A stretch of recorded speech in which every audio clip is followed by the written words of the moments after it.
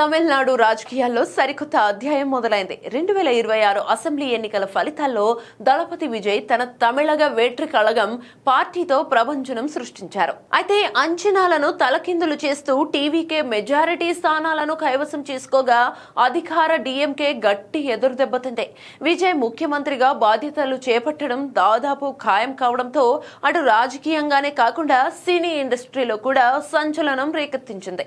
విజయ్ రాజకీయాల్లోకి వస్తూ నటించిన చివరి చిత్రం జననాయగన్. ఈ సినిమా రిలీజ్ గత కొన్ని నెలలుగా సందిగ్ధంలో పడిన సంగతి తెలిసిందే. సెన్సార్ సర్టిఫికేట్ పేరుతో సాంకేతిక కారణాలతో పలుమార్లు వాయిదా వేస్తూ వచ్చారు. అయితే ఇప్పుడు విజయ్ ఎన్నికల్లో ఘన విజయం సాధించడంతో ఈ పొలిటికల్ థ్రిల్లర్ విడుదలకు ఉన్న అడ్డంకులన్నీ తొలగిపోయాయి. మే 8న ఈ సినిమా థియేటర్లలోకి వచ్చేందుకు సిద్ధమవుతోంది. జననాయగన్ చిత్రం విడుదలకు ముందే ఆన్లైన్ లో లీక్ అయినప్పటికీ విజయ్ క్రేజ్ మరియు తాజా రాజకీయ విజయం సినిమాపై అంచనాలను ఆకాశానికి చేర్చేశాయి. ప్రపంచ సినీ చరిత్రలోనే లీక్ అయిన ఒక సినిమా ఇండస్ట్రీ హిట్ గా నిలవడం ఇదే మొదటిసారి అయ్యే అవకాశం ఉందని ట్రేడ్ వర్గాలు విశ్లేషిస్తున్నాయి. విజయ్ కొత్త ముఖ్యమంత్రిగా ఎన్నిక కాబోతున్న నేపథ్యంలో తమిళనాడు ప్రభుత్వం సినిమాల ప్రదర్శన సమయాలపై కీలక నిర్ణయం తీసుకునే అవకాశం ఉంది.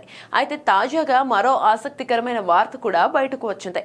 ఈ సినిమా టైటిల్ కార్డులో సీఎం అనే ట్యాగ్ ను జోడించాలని మేకర్స్ ప్లాన్ చేస్తున్నారట. త్వరలోనే ఈ సినిమా కొత్త విడుదల తేదీని అధికారికంగా ప్రకటించనున్నారు.